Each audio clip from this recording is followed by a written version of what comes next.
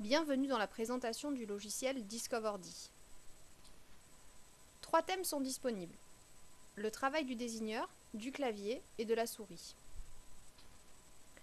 Le désigneur est le système de défilement automatique des réponses à vitesse paramétrable qui permet aux utilisateurs n'ayant pas la motricité pour utiliser une souris de donner leur réponse par appui sur n'importe quelle touche du clavier ou sur leur contacteur. La majorité de nos logiciels en sont équipés. Plusieurs options vous sont proposées et vous permettent d'augmenter le niveau de l'activité.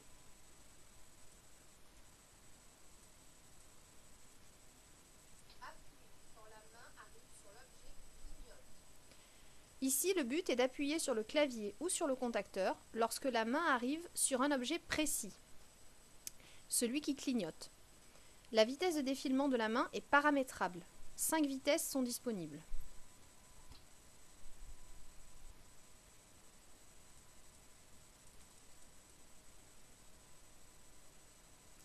Il est également possible de choisir que l'objet cible, celui sur lequel il faut cliquer, soit identique ou différent des autres images présentes à l'écran, ce qui permet de rajouter de la difficulté.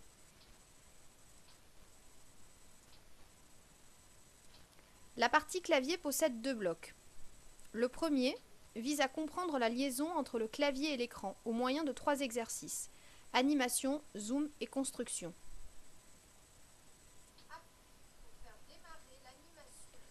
L'animation consiste à faire comprendre à l'utilisateur que l'appui sur le clavier provoque une animation à l'écran.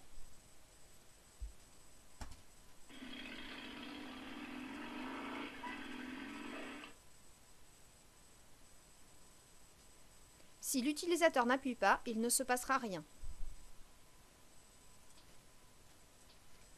Les 2 activités suivantes permettent de comprendre que plus on va appuyer, plus il va se passer de choses à l'écran.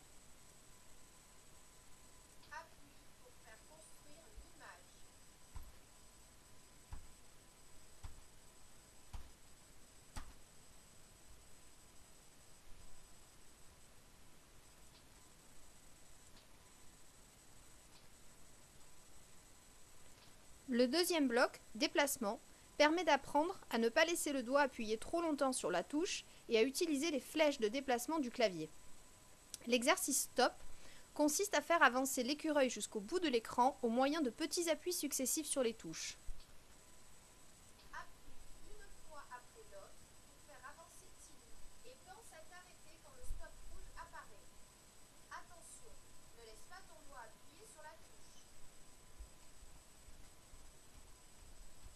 Un appui prolongé provoque la disparition de la mascotte de l'écran et retour au départ.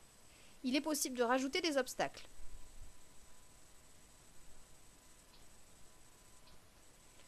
L'exercice escalier a le même objectif que l'exercice stop, mais sous une présentation différente. L'activité chemin propose d'apprendre à manipuler les flèches de déplacement du clavier. Il est possible de travailler les directions de manière séparée ou non. Appuie sur les flèches de déplacement pour aller toucher la cible.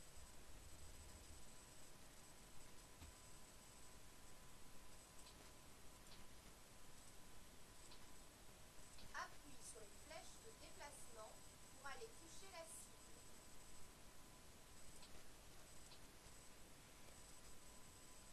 Enfin, l'activité labyrinthe demande d'utiliser les flèches de déplacement pour se déplacer dans un chemin ou dans un labyrinthe.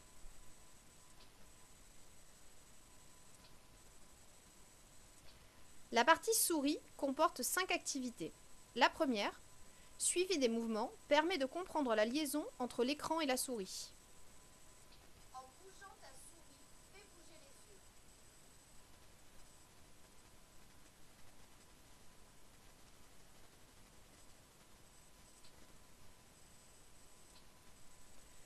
L'activité maîtrise des directions permet de travailler la manipulation de la souris dans l'espace sans travailler le clic. Les 4 directions peuvent être travaillées ensemble ou séparément. Clique sur démarrer, puis amène la main sur la cible.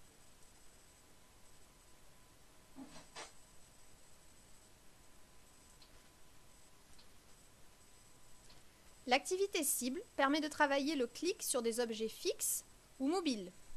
Dans ce dernier cas, les trajectoires et vitesses sont modifiables. Il est par exemple possible d'aller cliquer sur un objet à trajectoire linéaire. Clique sur le triangle bleu Démarrer, puis viens cliquer sur l'objet qui apparaît à l'écran. Fantastique! Ou non linéaire.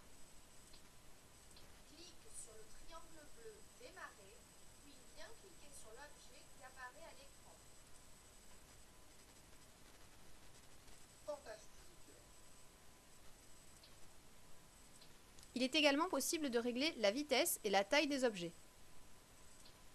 L'activité cliquer-glisser permet de travailler le geste du cliquer-glisser. Avec ta souris, clique sur les objets et amène-les sur le lien indiqué par la flèche.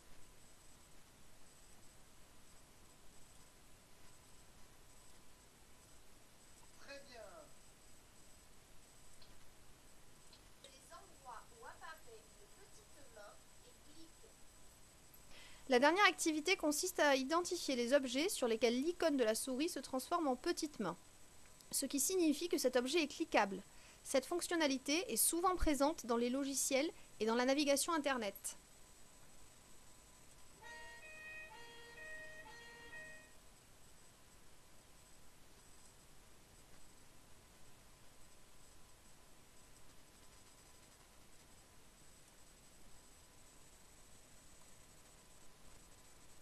Parfait. Si les objets sont actifs, il y a une petite animation.